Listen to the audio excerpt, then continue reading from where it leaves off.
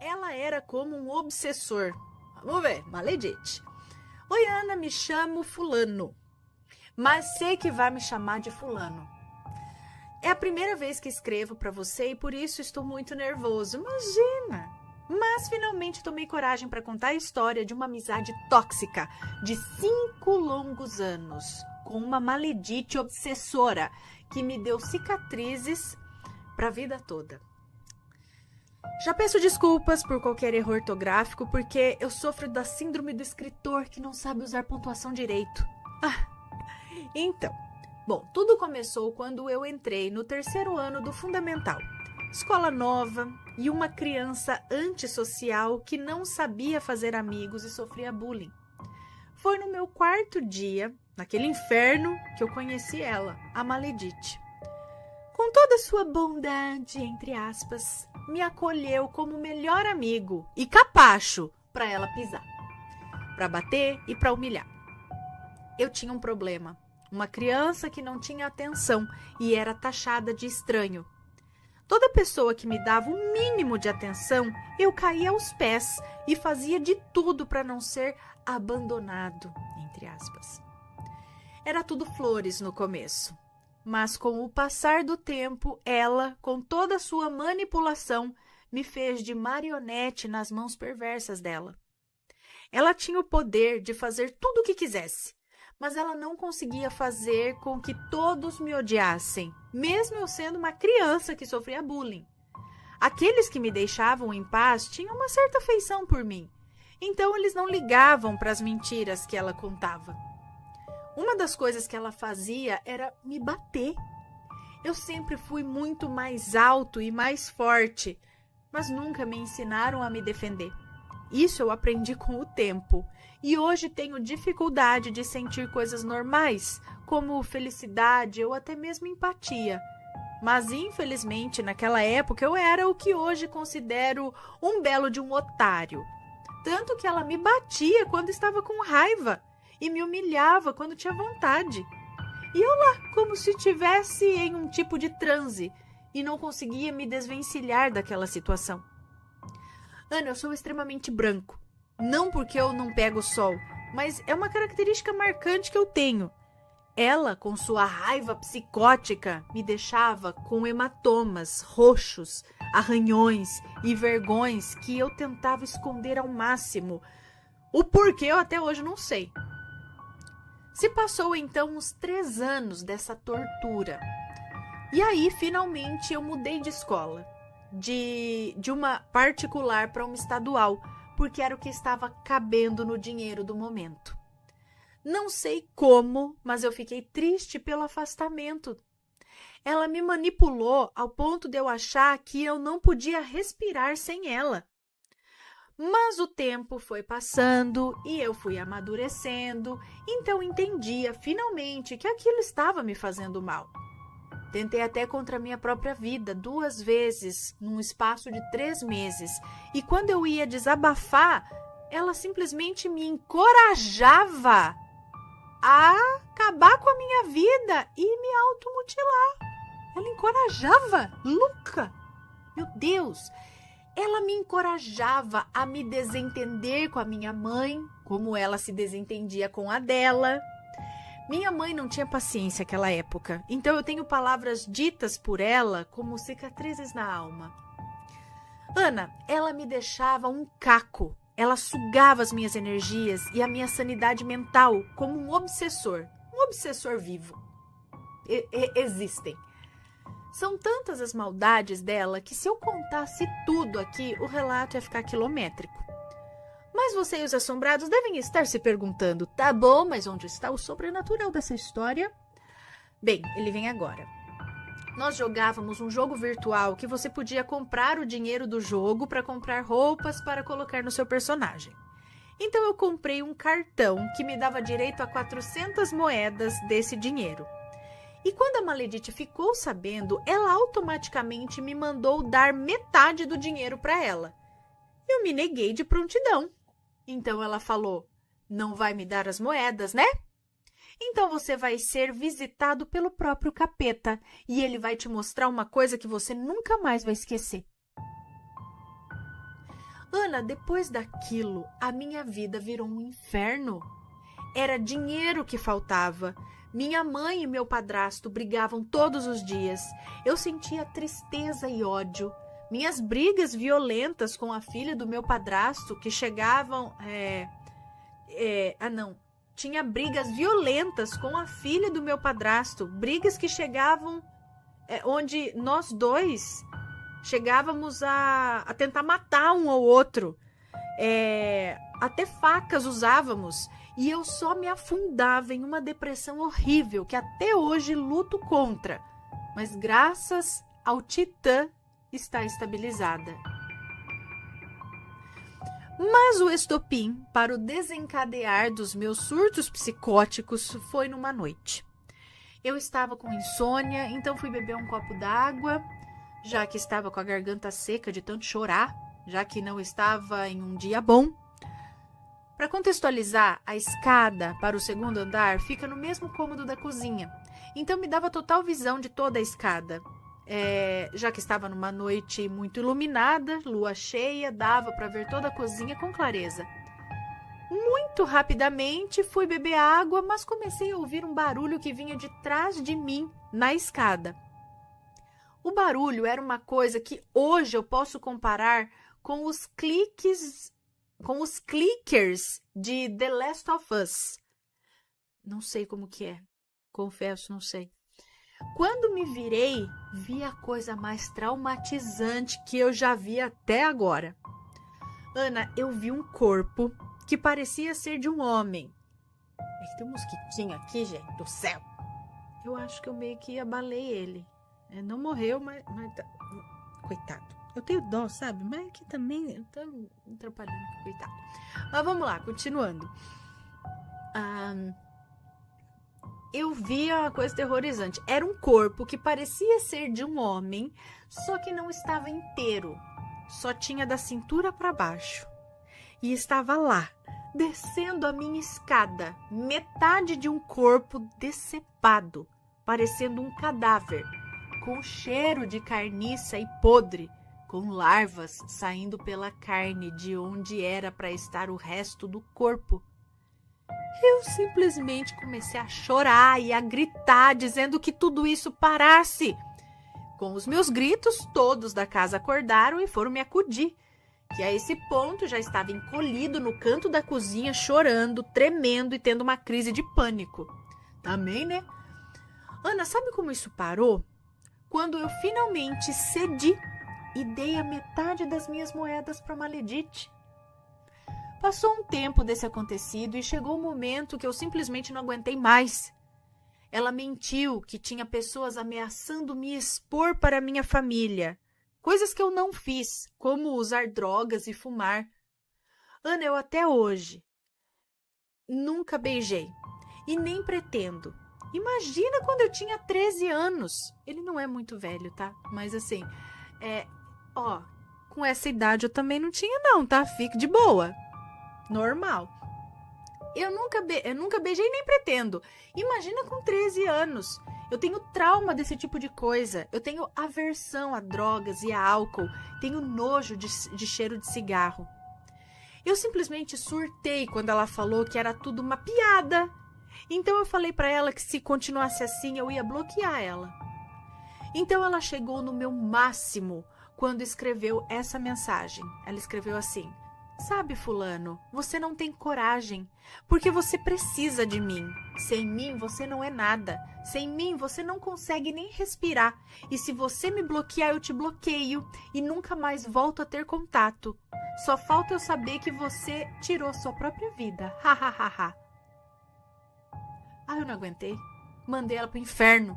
Falei tudo que estava engasgado e falei que ela era uma coitada, que tinha que diminuir os outros para se sentir feliz, que ela sim precisava de mim, porque senão ela não seria ciumenta e possessiva. Então eu bloqueei ela em tudo. Esqueci dela. Fiz todos esquecerem que um dia eu falei o nome dela e joguei tudo aquilo no lixo e excluí ela da minha vida. Ela era uma pessoa baixa, que hoje eu sei que foi um peso tirado das minhas costas. Sem ela, eu fiquei com autoestima muito maior. Fiz novos amigos que realmente se importam comigo e tudo está correndo bem para mim. A lição que eu aprendi com isso foi: você vale muito mais. Nunca deixe alguém baixo e podre como a Maledite entrar na sua vida. Se alguma pessoa começar a fazer a mesma coisa com você, corte antes que seja tarde. Saiba muito bem o tipo de pessoa que você deixa entrar na sua vida.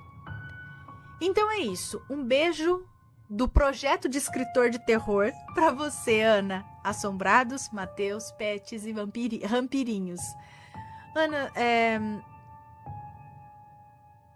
tudo bem? Afogou? A gata. Ana, se puder, bote esse relato em uma Maledite Day. Está aqui. Será muito melhor para eu saber que você contou meu relato. Sim, tenho muitos outros relatos para contar e vou escrever depois. Ótimos pesadelos para todos. Não, que é pesadelo, não.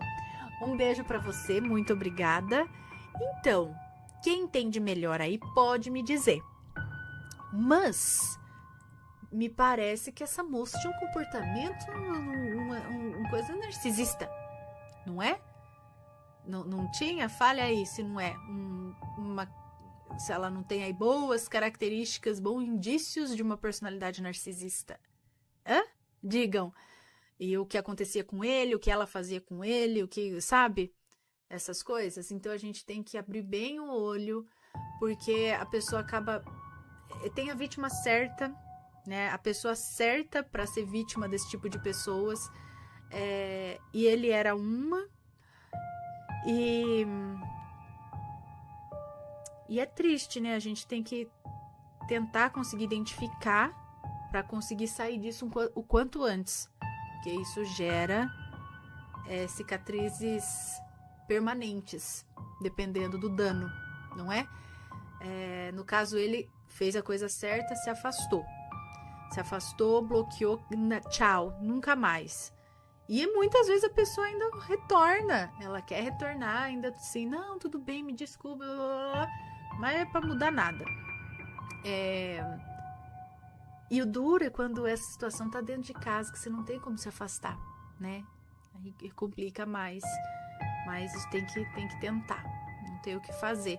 E no caso dessa moça também, será que ela mexeu com alguma coisa? Porque, como assim? A hora que ela falou, você vai ver o capeta, você vai ver uma coisa. Como que ela sabia? Será que ele ficou encafifado com isso? Ela, jogou um verde, aí ele ficou encafifado com isso e acabou vendo, tendo aquela visão? Ou ela realmente... Mas não foi só isso. Ele falou que a vida financeira foi tudo por água abaixo e só melhorou, as coisas só pararam quando ele fez o que ela quis. Ele cedeu, ele deu as moedinhas de jogo, gente. Enfim, olha pelo motivo que... E a moça, olha o que ela falava. Doida, meu Deus do céu. Olha, obsessor vivo mesmo. Tá vendo? Você não tem que só tirar os obsessor de fantasma morto de trás do seu. O problema é que esses aí você não vê. Você só deduz que tem alguma coisa assim, mas você não vê. Esses aqui estão lá, atrás. Você tá vendo, tá enchendo os pacovar ali na... E tem, hein? São chamados de maleditos e maleditos. Me conta, gostou do relato? Então o que você acha de deixar um comentário aqui embaixo? Sempre com respeito, por favor. Além do like, é claro.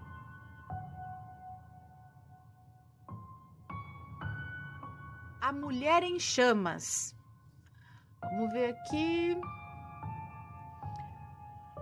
Nossa, esse relato aqui, acho que a pessoa, ela já tinha enviado um relato em 2015, aí nunca foi lido, aí mandou de novo. Agora está sendo lido. Olá, Ana, já faz algum tempo que ouço seus relatos e gosto muito. Sinto sinceridade e seriedade nos mesmos. Meu nome é Fulana, moro no interior do Rio Grande do Norte e, como você sabe, no interior existem relatos de muitas coisas sobrenaturais. E todos os nomes estão trocados aqui. Ok. O relato que eu vou contar aconteceu com meu primo, sobrinho do meu pai. Esse meu primo morava com meu avô paterno, em uma pequena comunidade. Uma pequena comunidade próxima da cidade. Chamada de Ilha, né? Essa comunidade é chamada de Ilha. Ela recebeu esse nome porque para chegar lá tinha que atravessar o rio. Meu avô era agricultor pessoa muito simples, muito humilde. Esse meu primo era uma criança muito agitada, cheio de traquinagens. Quando ele tinha entre 7 ou 8 anos, começou a levantar no meio da noite, correndo, assustado, e ir até o pote, que são aquelas jarras de barro onde se colocava água. Ele ia até o pote, pegava um balde, enchia de água e voltava correndo para o lado de sua rede e fazia o gesto de entregar a alguém. A princípio, meu avô pensava que era só a agitação dele durante o sono. Mas um dia, minha mãe estava na casa do meu avô e presenciou a cena. Então falou para o meu avô que aquilo ali não era normal não, que certamente o menino via alguma coisa. Então meu avô resolveu descobrir o que era. Deixou meu primo dormir e ficou observando e orando. Então ele viu que quando meu primo adormecia, aparecia ao lado de sua rede uma mulher em chamas pedindo água. Por isso que o meu primo levantava e buscava água para entregar a ela. Então meu avô fez algumas orações e desse dia em diante nunca mais o meu primo se assustou. Caso você goste e venha contar no seu canal, enviarei outras histórias que aconteceram na minha família. Gostamos sim, um beijo para você, muito obrigada. Tadinho, então aparecia Então provavelmente uma mulher que pode ter morrido queimada e ainda estava nessa agonia de precisar de água e aparecia para ele. Imagina, o menino levantava desesperado para pegar água e entregar para a mulher. Que coisa. Tadinho, que susto. Mas quem sabe aí o avô dele conseguiu, né, que essa mulher alcançasse o descanso também.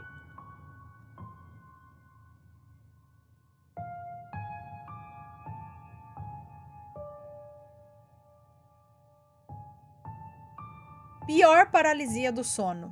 Quem aí já teve paralisia do sono? Oi, Ana, meu nome é fulano, mas você vai me chamar de fulano e eu amo isso. O relato aconteceu comigo. Não tem nomes, então pode ler tranquila e se precisar citar algo já vai estar trocado. Eu sou evangélico, guarde essa informação. E tenho muitas experiências sobrenaturais, principalmente em sonhos. Um dia eu estava dormindo muito bem e estava tudo bem. Até que, num certo momento, eu senti uma pressão muito forte na minha garganta e acordei. Quando abri os olhos, eu vi uma mulher, toda suja, bem feia, sabe?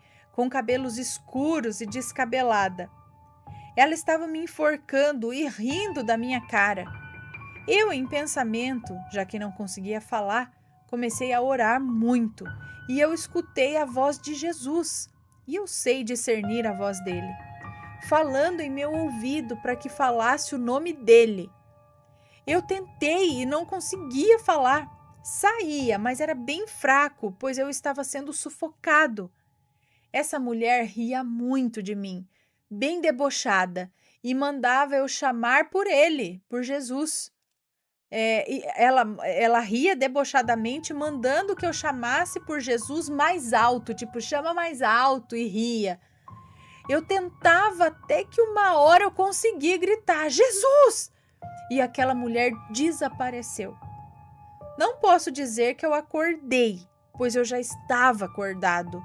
Não foi um sonho, aquilo aconteceu mesmo. Ana, esse foi o meu relato, eu agradeço por ter lido, peço desculpa se ficou algo confuso, mas eu não gosto muito de lembrar do assunto. Um abraço a todos, amo o canal, assisto sempre que posso. Um beijo para você, muito obrigada. Ai, que sensação horrível, né? Esse negócio da paralisia, ainda mais quando você sente alguém em cima ou sufocando e tal.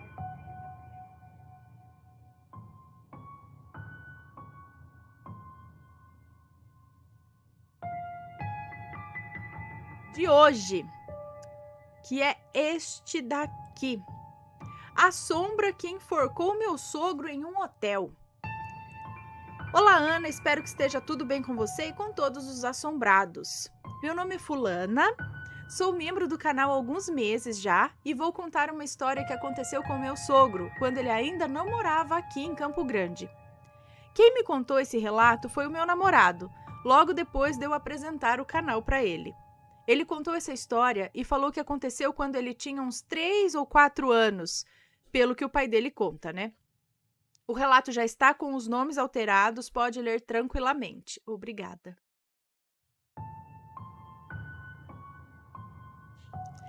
Bom, Campo Grande tem status de cidade desde 1918. Cidade não muito velha, mas tem seus centros históricos com construções antigas e importantes. A cidade se desenvolveu a partir da linha do trem, e assim os melhores hotéis se encontravam ao redor, em volta da estação. Nessa época, Campo Grande era apenas uma cidade do interior, no meio de Mato Grosso.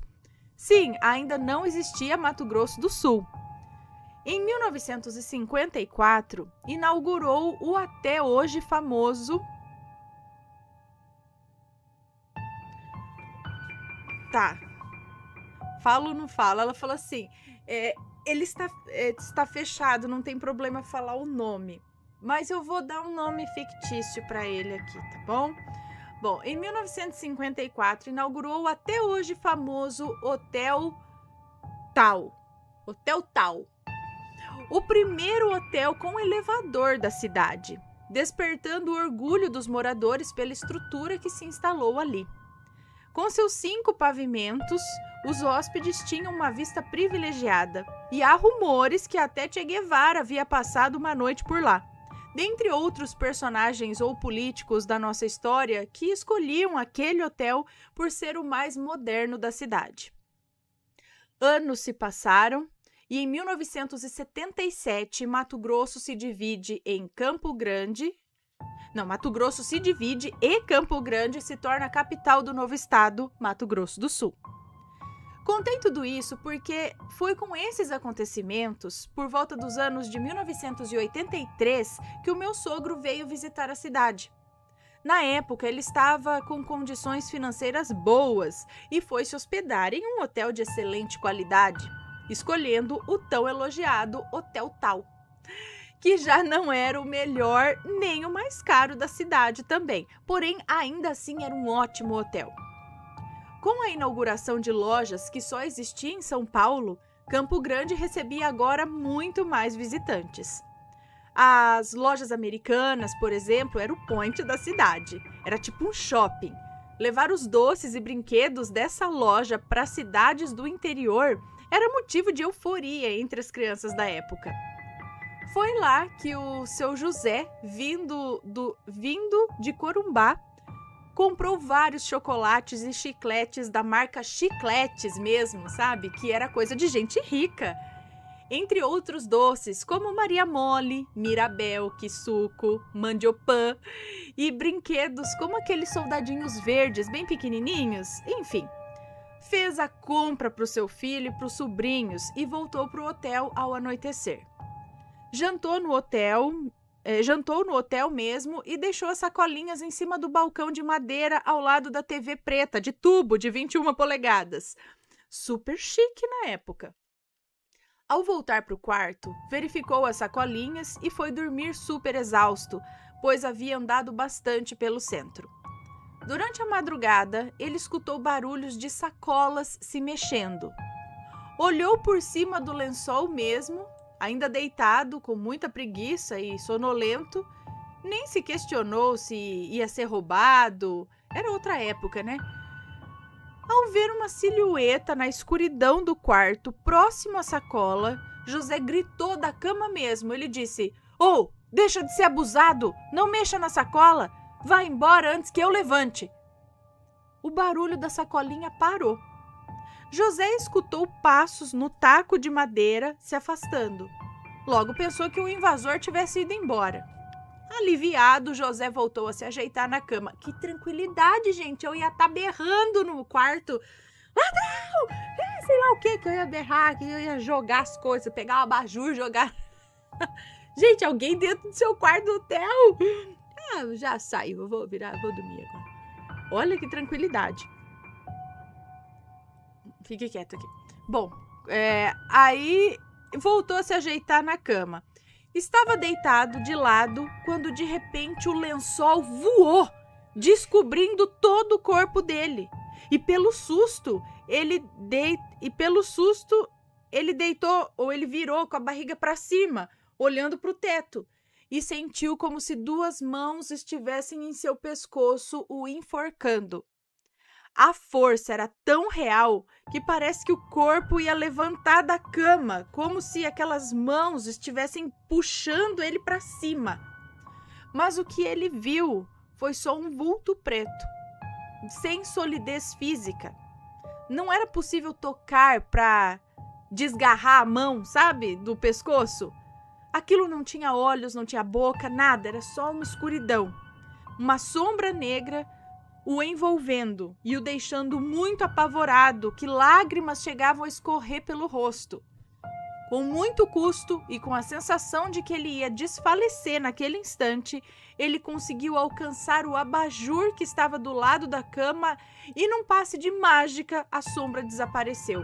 Ele acendeu o abajur, a hora que ele acendeu, a sombra desapareceu, tipo, lights out.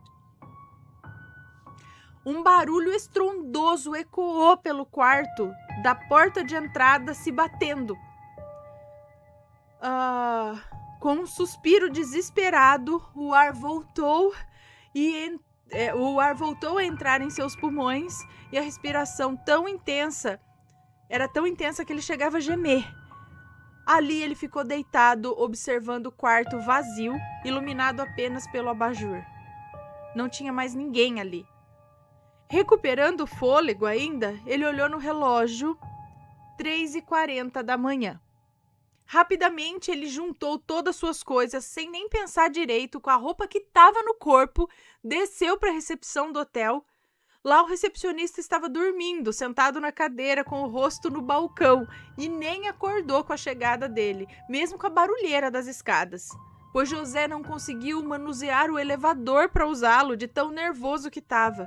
Ele ficou por lá, sentado num sofá de couro que tinha na sala de decoração, um sofá de couro que tinha na sala de decoração simples, porém elegante, até a chegada do trem, que o levaria até Corumbá. Quando amanheceu, após conseguir se trocar no banheiro da recepção mesmo, ele embarcou no trem, sem tomar o delicioso e requintado café da manhã do hotel. E se questionava se deveria ir a uma igreja se benzer. Ainda sobre o hotel, depois de quase 70 anos de história, no ano passado o hotel foi fechado e posto à venda. Pelas ruas da cidade não faltam histórias de que o prédio era assombrado. Ainda tem aspecto bem antigo, mesmo com pequenas reformas, nunca perdeu o design original, mantendo exatamente a mesma porta de ferro da entrada e todos os adornos originais da construção. Bom, eu sou péssima para escrever. Depois de quase 4 horas escrevendo, eu perdi minha manhã toda aqui. Apaguei, reescrevi, nem sei quantas vezes. Eu amo demais o canal, espero que tenha ficado bom para ler e de fácil compreensão. Um beijo para você e toda a sua família. Estava muito bom, muito obrigada. Um beijo para você, obrigada pela preocupação, né, em escrever direitinho. E obrigada pelas informações aí a respeito, né? Também legal saber aqui das datas, da história do hotel um pouco, até de Campo Grande, Mato Grosso, enfim. Aquele local, então, já era assombrado. E aquela sombra, primeiro mexendo na sacola, aí ele ficou bravo que ele falou daquele jeito, foi lá voar no pescoço. O que será? Seriam antigos hóspedes que ficaram presos no local? O que será? Por que estão ali? Né? Fica a pergunta, fica a questão. Peraí, deixa eu só ver aqui quem que é o primeiro, que eu sempre fico perdidinha.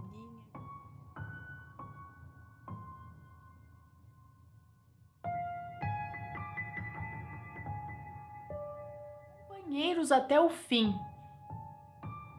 A moça que nos conta esse relato diz que estava conversando com uma amiga e no meio da conversa, né, estava conversando sobre morte, sobre karma, reencarnação, e no meio da conversa ela contou sobre o que aconteceu com o sogro dela e com a cachorrinha de estimação dele. Então o senhor Antônio, de 67 anos, tinha uma cachorrinha de estimação muito apegada a ele. Tão apegada que ela só comia se ele colocasse a comida na boca dele e depois desse para ela. Só assim ela comia. E ainda sentava no colo dele e tinha ciúme se alguém chegasse perto, sabe? Se ela estava ali no colo, ninguém mais podia chegar perto. Resumindo, eram um grude, os dois, inseparáveis.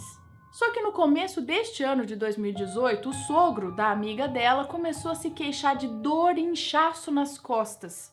E aí foi levado ao hospital, fizeram exames e constataram que ele estava novamente com água nos pulmões. Diz que isso já tinha acontecido várias vezes com ele, mas que como tinha pouca água, eles iam realizar aquele mesmo procedimento também de retirar a água dos pulmões. Porém, durante esse procedimento ele teve uma parada cardíaca e teve que ficar na UTI em coma induzido. E durante o tempo que ele estava na UTI, aos poucos os médicos iam tentando tirar um aparelho, tirar outro para ver quando ele conseguiria respirar sozinho, sem a ajuda dos aparelhos. E o senhor Antônio apresentou melhoras, mas depois de um certo tempo ele piorou e teve 3 paradas cardíacas. Já na terceira, o coração não reagiu mais e ele veio a falecer numa quarta-feira. Bom, os familiares acharam que aquela cachorrinha dele ia sofrer, ficar triste, definhar e morrer com a perda do dono, né? Mas não, o resto daquela semana, no fim de semana, tudo, ela agiu normalmente. Comia, bebia, brincava, um pouco triste, mas normal. Até que no fim de semana, para ser mais exato, na madrugada do sábado, a cachorrinha começou a latir pela casa desesperadamente, como se tivesse à procura de alguém. Correu para fora da casa, correu pelos quartos até que foi para a cozinha. Rodeou o fogão e ali mesmo, sem explicação, a cachorra caiu morta. Morreu, assim, do nada. Caiu no chão e morreu. Caiu morta no chão. Ela não tinha ferimentos nem nada do tipo. Ela simplesmente caiu no chão, parou de respirar e fechou os olhos e morreu. E é isso que foi estranho, essa morte repentina, sem explicação da cachorrinha, poucos dias depois do falecimento do seu dono. Será que o seu Antônio veio buscar o bichinho que ele tanto amava? Ou foi só uma coincidência? E uma observação, ela disse aqui que o dono da cachorrinha, o senhor Antônio, tinha o costume de brincar de esconder pela casa enquanto ela o procurava. E a moça que nos conta esse relato termina dizendo que esse relato não é um relato aterrorizante, mas é muito curioso por essa coincidência, por a cachorrinha morrer exatamente pouquíssimo tempo depois que o dono morreu. E ainda assim, desse jeito. E vocês, galera, o que acham disso? Poxa, primeiro, ela não sentiu falta, porque a impressão que dá é que ele morreu, mas ele continuou ali na casa, esses últimos dias aí, com ela. Por isso que ela não sentiu falta, porque ela ainda estava com ele por ali. E aí, de repente, talvez ele tenha feito essa brincadeira com ela de sumir, ou sumir de verdade, né? E aí que ela se deu falta dele. Ela começou a procurar, desesperadamente procurar, e por algum motivo, não sei se foi o próprio senhor Antônio ou o quê, ou foi mesmo um desespero tão grande que a cachorrinha sentiu por ele não estar mais ali, morreu. Olha só como a ligação entre um animal e um ser humano pode ser forte. A gente vê casos quando as pessoas são muito apegadas, a gente vê vários casos, por exemplo, de casais de idosos.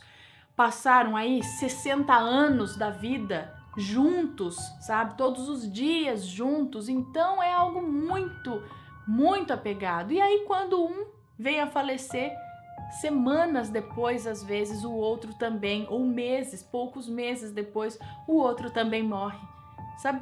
Um vai, o outro vai em seguida, porque é como se não sei o que acontece, não é que não consegue mais viver sem, eu não sei, alguma coisa acontece ali né, que eles estão tão em sintonia que quando um vai, acaba, o outro fica perdido aqui, vai também.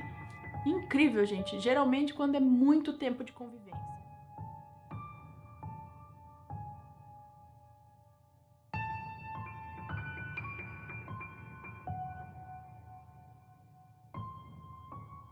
Ok. Vamos ler este daqui. Eu pude me despedir. Já vou anotar aqui que eu li. Ok, eu pude me despedir. Vamos lá. Olá, Ana, tudo bem? Meu nome é Fulana e hoje quero te contar um relato triste e lindo ao mesmo tempo. Pode ler tranquila, pois os nomes estarão trocados. Primeiro, quero agradecer pelo trabalho incrível que vocês fazem. São profissionais excelentes e uma família muito linda. Merecem todo o sucesso do mundo. Amo vocês. Muito obrigada. Bom, Ana, eu sou um bandista desde que me entendo por gente e hoje, aos 30 anos, estou desenvolvendo a minha mediunidade. Eu sinto, ouço e vejo espíritos. Estou aprendendo a lidar com isso. Já te enviei outros relatos, alguns lidos, outros não, mas todos eles com temática mais pesada. Porém, o relato de hoje é mais leve. Minha primeira experiência de desdobramento ou fora do corpo, como queira. Para contextualizar, eu conheci Luz, nome fictício, tá? Eu conheci Luz ainda criança, com uns 4 anos. Ela era amiga da minha irmã. As duas deveriam ter entre 13 e 14 anos. Elas eram muito amigas e Luz sempre estava em casa. Morávamos no mesmo bairro. O tempo passou e Luz se mudou para a capital. Ela tinha uns 18 anos nessa época e nunca mais a vimos. Em 2008, eu, com 18 anos, fui a uma entrevista de emprego em uma escola de informática da cidade. E adivinhem quem eu encontro lá? Isso mesmo, a Luz. Ela tinha voltado há pouco tempo e me ajudou a conseguir um emprego. A partir desse dia, Luz e eu nos tornamos inseparáveis. Eu dormia na casa dela, praticamente eu morava lá. Fazíamos tudo juntas. Nas fases mais difíceis da vida dela, eu estava lá. Quando a mãe dela faleceu, quando ela descobriu que estava grávida, quando foi abandonada pelo pai da criança e quando a nossa pequena nasceu. Tudo isso eu vivi com ela. Trabalhamos nessa escola por 2 anos. Depois fomos para empregos diferentes, mas as lojas ficavam na mesma rua, então nos víamos todos os dias. Foram 6 anos convivendo diariamente, 6 anos de cumplicidade e amizade, nos vendo todos os dias.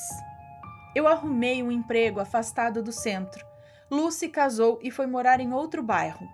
Não nos víamos mais diariamente, mas nada mudou, conversávamos todos os dias. Mas a vida, o dia a dia, os compromissos da vida adulta acabam afastando aos poucos as pessoas. Algumas escolhas erradas, de ambas as partes, acabaram por fazer que nós duas não falássemos mais diariamente. Porém, quando nos falávamos, era como se não tivesse passado tempo algum.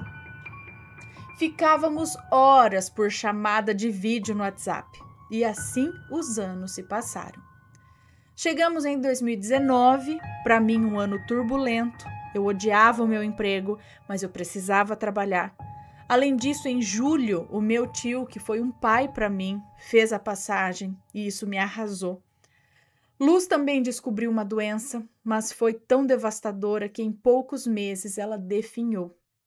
Nesse meio tempo, eu falei algumas vezes com ela. Nos vimos pessoalmente umas 3 vezes e eu tinha fé que ela iria se recuperar. Dezembro de 2019 chegou, Luz estava muito mal e acabou entrando em coma. Minha tão amada amiga, linda, cheia de vida, com apenas 43 anos, estava em um hospital, magra, debilitada e agora num sono profundo. Recebi a notícia em uma segunda-feira. Na terça, eu iria visitá-la. Eu já sentia no meu coração que seria a nossa despedida. Na terça-feira, Ana, eu acordei mal, com febre e uma dor de cabeça intensa. Eu mal conseguia levantar da cama, eu estava até enjoada. Não fui ao hospital. Meu mal-estar acabou só lá pelas 11 horas da noite, na hora que eu fui dormir. Então me ajoelhei no quarto e pedi, entre lágrimas, ao meu pai Oxalá que me permitisse me despedir da minha amiga, que eu amava e que não suportaria não poder dar o meu adeus e dizer a ela que eu estaria aqui sempre. E agora que começa o sobrenatural. Me deitei, adormeci. Acordei e ainda estava na minha cama. Porém, a iluminação do ambiente era de tom azulado. Eu estava vestindo um tipo de túnica branca. Vi meu corpo adormecido na cama e não estava acreditando que aquilo estava acontecendo. Eu fiquei tão feliz. Eu ouvi uma voz suave na minha cabeça me dizendo: "Vamos, está na hora." Eu só me lembro de pensar, para onde? A voz é do meu mentor.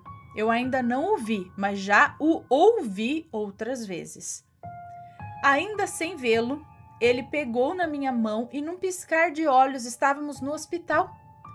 Ainda em tom azulado, eu vi, deitada na cama, a minha amiga, minha luz. Ela estava linda, como quando a conheci. Me aproximei da cama, ela dormia com um semblante sereno e calmo. Estava maravilhosa. Ao lado dela estavam 2 médicos, a preparando para a passagem.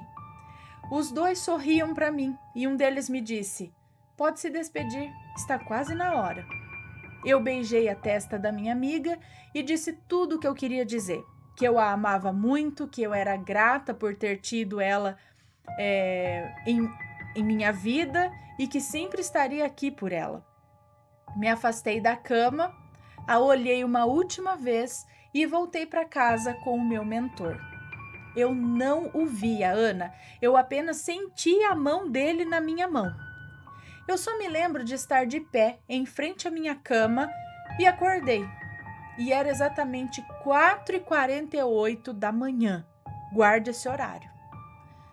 Detalhe importante, eu vi a hora no relógio da pulseira que eu uso, aquela de fazer exercício, sabe? Isso daqui, ó. Cadê? Não peguei o meu celular que estava no móvel ao lado da cama, carregando. Ana, eu sentia uma paz tão grande. Na hora eu não pensava em nada.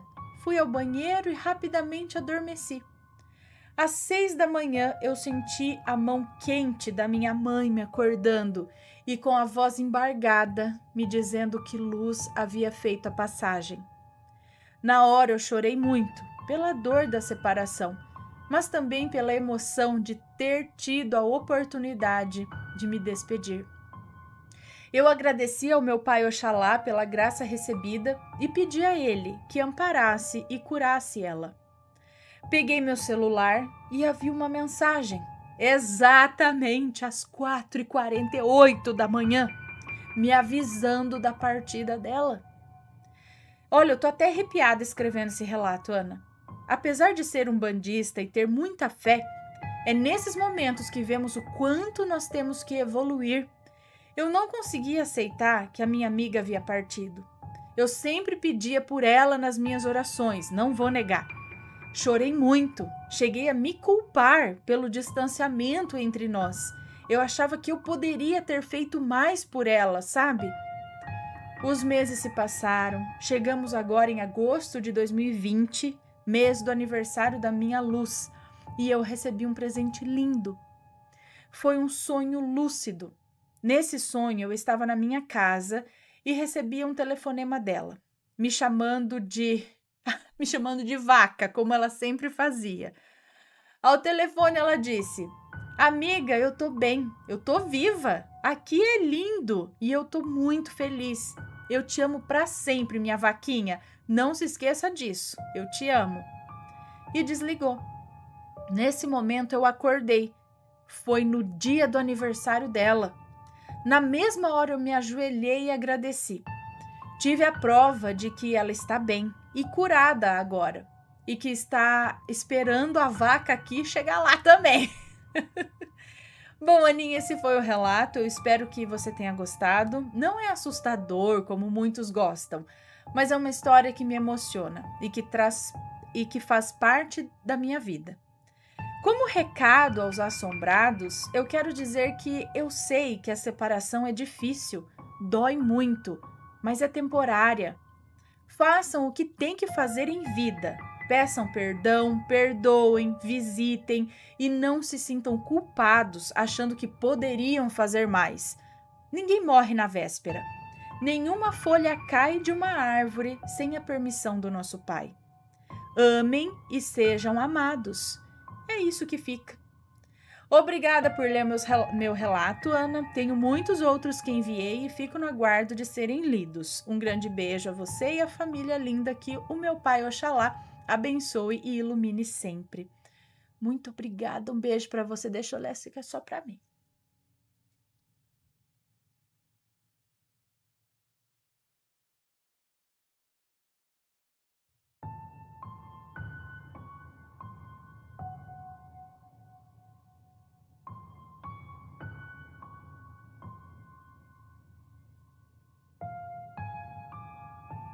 Ok.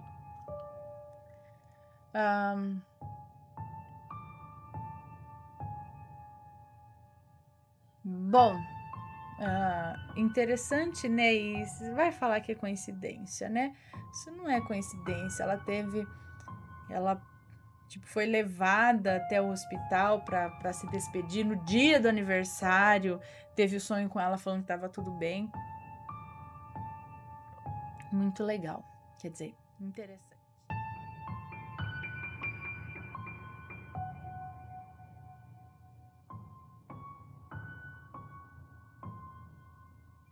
Fui ameaçada por uma maledite. Olá, Ana. Meu nome é Fulana e o relato que vou te contar hoje é sobre uma situação que passei na minha adolescência. Os nomes estão trocados, pode ficar tranquila. Muito obrigada. Ana, quando eu tinha por volta dos meus 16 anos, eu e meus pais nos mudamos para uma fazenda de plantação de laranja, na qual meu pai era um dos que jogava veneno nela com um trator. Íamos poucas vezes na cidade, mas meu irmão mais velho ia todos os dias de moto, já que ele trabalhava lá.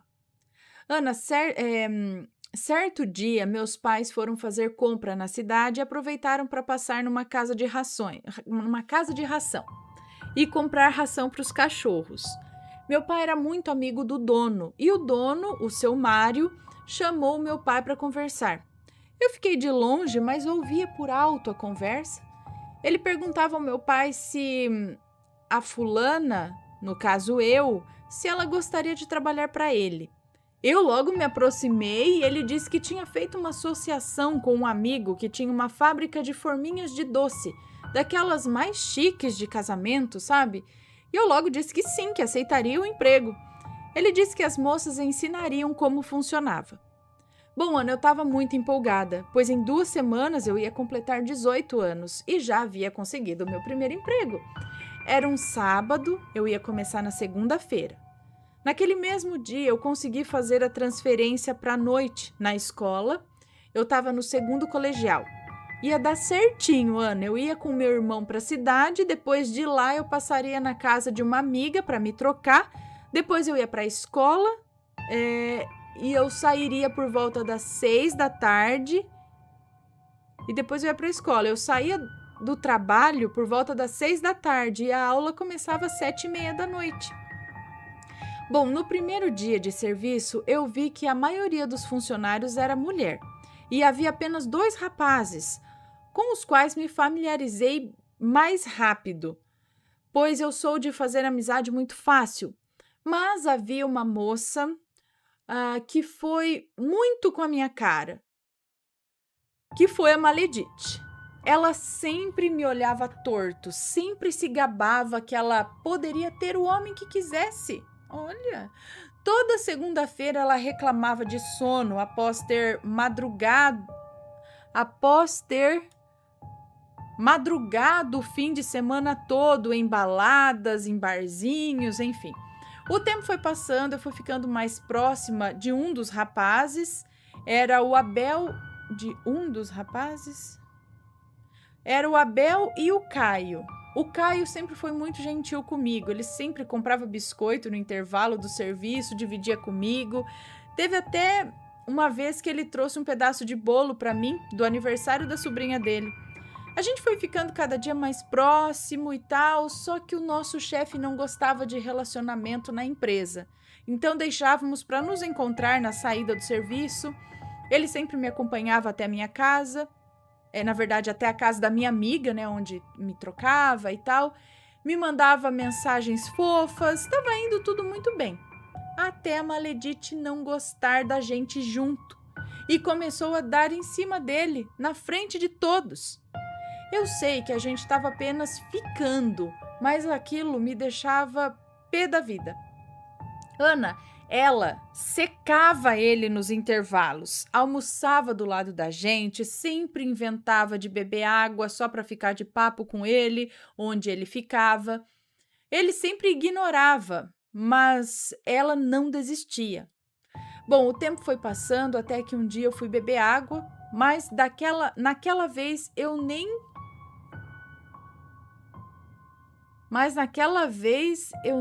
olhei pro Caio.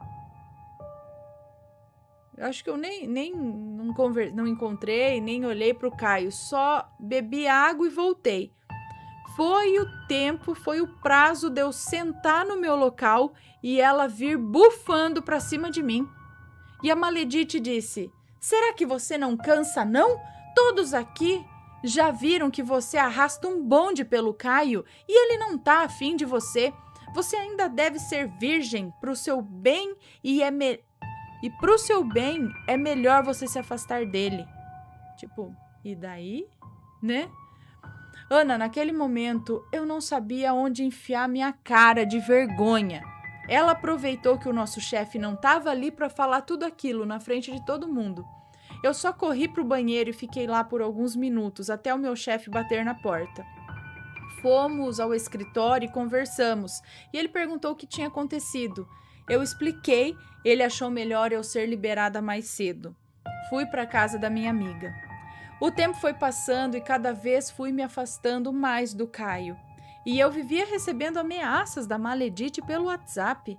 Eu a bloqueava, mas ela ligava. Todos do serviço sabiam que ela não era uma boa pessoa, pois a avó dela era conhecida por fazer trabalhos de amarração.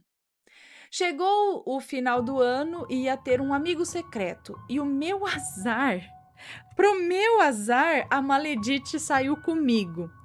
No dia do amigo secreto, ela me deu uma caixa de bombons.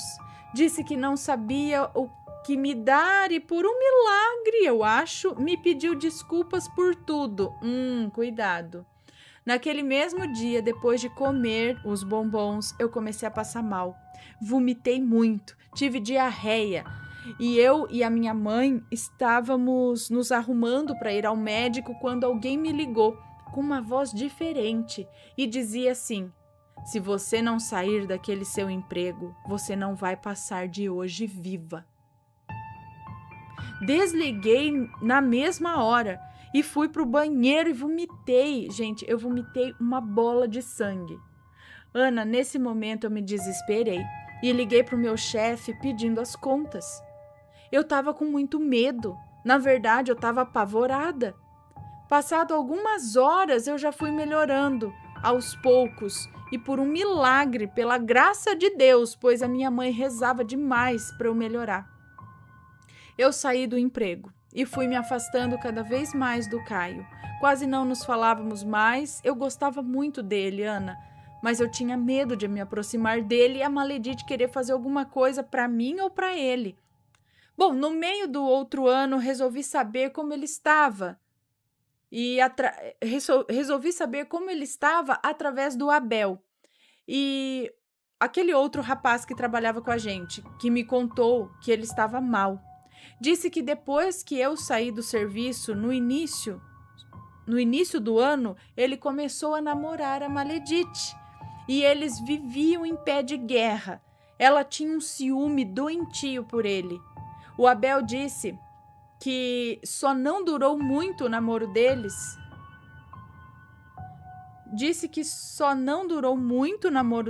Eles terminaram semana passada e que depois disso ele estava bem doente, desanimado e até entrando em depressão. Então resolvi visitá-lo naquele dia. Consegui sair mais cedo da aula e antes de ir embora, passei na casa dele. Ele abriu um sorriso enorme quando me viu e foi inevitável, e acabamos nos beijando. Passado algum tempo, começamos a namorar. mas ele continuava doente. Ele tinha alucinações e uma febre que ia e vinha. Então começamos a orar toda noite por ele e aos poucos ele foi melhorando, graças a Deus. Depois de tudo isso que passamos, hoje faz 5 anos que estamos casados e temos uma filha de 3 anos e somos muito felizes, graças a Deus. E a Maledite sumiu, nunca mais ouvimos falar dela. Bom, desculpa pelo relato grande, Ana, mas foi necessário cada palavra para contar a nossa história. Muito obrigada, beijos e tudo de bom para você e todos os assombrados. Um beijo para você, muito obrigada.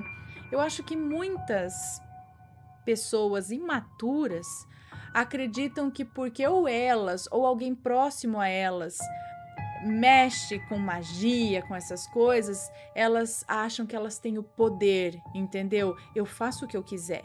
Eu tenho o poder de fazer aquele lá gostar de mim, de acabar com você se eu não gostar de você, então meio que se sente a poderosa. Mas isso é ilusão, tá? Porque tudo volta, não é assim que funciona, né? A pessoa vai lá, sabe fazer as magias, mas não tem cabeça, ao mesmo tempo não tem a compreensão, entendimento do real do negócio, né?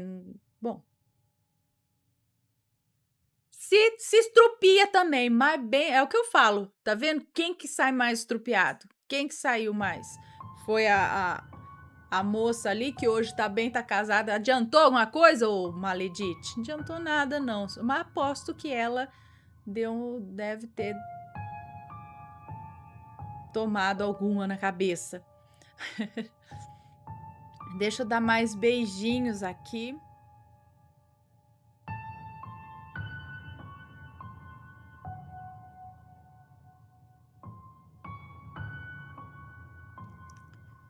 O cachorro na igreja. Olá, Ana, olá, assombrados! Gostaria de contar a vocês mais um relato. Quando minha família e a do meu namorado se reúnem, nós gostamos muito de conversar sobre as experiências sobrenaturais que passamos ou que algum conhecido presenciou. Minha sogra diz ter um pouco de medo, sim. Eu não nego que às vezes sinto alguns arrepios também, mas confesso que sou completamente apaixonada e me divirto muito com as histórias. Troquei os nomes para preservar a identidade de todos. Isso aí. Quem contou esse relato foi minha sogra, a dona Margarete. Eles moram em uma fazenda a qual tem um salão comunitário, onde realizam festas e celebrações religiosas da comunidade. Naqueles dias ia ter a celebração da Santa Missa, porém tinha pouca Eucaristia. Então a dona Geni, a senhora que era responsável pelo salão, ficou de buscar na igreja da roça vizinha, mas hóstia, seria isso? Mas antes tinha que passar na casa do zelador para pegar as chaves. Seus sobrinhos Maicon e Edileuza decidiram ir com ela para dar um passeio. Quando abriram a igreja, levaram um susto. Eles deram de cara com a presença de um enorme cachorro de olhos esbugalhados e pelagem negra como a noite. Ele estava lá, parado, coisa que eles acharam muito estranha, pois o zelador dizia que sempre que ia trancar a igreja, ele andava a igreja toda para se certificar de que alguém não tinha esquecido nenhum pertence após as celebrações ou que não ia ficar ninguém preso lá, né? O cão não se movimentava, estava estático lá. Então a dona Geni e seus sobrinhos fizeram de tudo para tirá-lo dali. O empurraram, faziam barulho com as mãos e até tentaram pegá-lo no colo, mas de nada adiantou. O que restou foi pegar as hóstias, trancar a igreja com o bicho lá dentro e explicar tudo para o zelador. Quando chegaram na casa dele, disseram sobre o cão e ele disse que ia dar um pulo lá para ver se conseguiria tirá-lo. Quando o zelador abriu a porta da igreja, para o espanto de todos, não havia cachorro nenhum lá dentro. Não tinha como ele ter saído. Tava tudo trancado. Não tinha buraco de passagem nem nada. Eles fizeram uma ronda por lá, entraram nos cômodos e realmente o cachorro havia desaparecido. Então o zelador os chamou para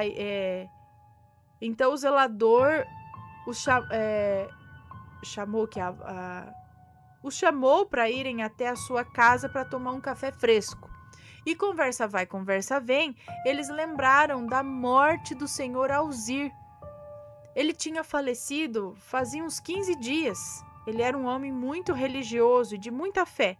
Ele não perdia uma celebração. Frequentava aquela igreja praticamente todos os dias.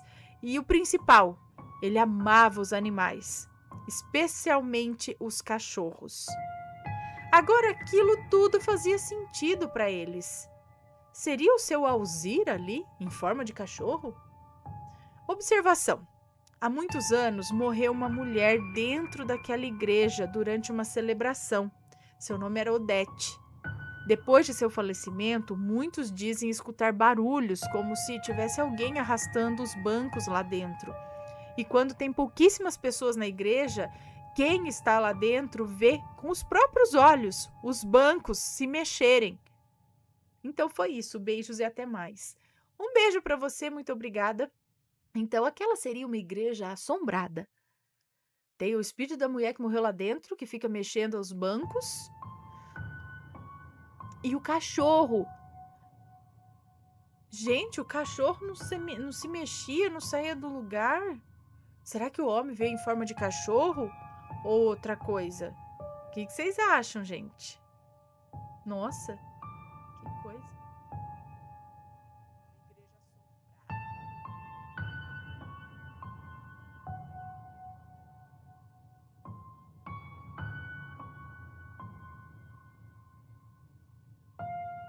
Pra gente depois fazer o sorteio. Vamos ver esse daqui, ó. Nossa Senhora atendeu meu pedido com rosas. Olá, Ana e assombrados. Vou contar para vocês algo que aconteceu comigo hoje, no dia que eu escrevo esse relato, que na verdade é dia 16 de agosto de 2022. Na noite de ontem, do dia 15 de agosto, pedi para Nossa Senhora me mandar um sinal de uma situação que eu tô passando. E eu disse assim: Mãezinha, eu quero que a senhora me mande um sinal de que a senhora me escutou e que vai atender os meus pedidos com cores diferentes de rosas. Eu quero que a senhora me mostre se isso for realmente para mim, e eu sei que você está me escutando. E Ana, pasme. No dia seguinte, eu fui à faculdade e vi uma capela com 2 imagens de Nossa Senhora com várias rosas. Várias cores, acredito então, né? Que foi o sinal que ela pediu. Bom, esse foi o meu relato. Espero que todos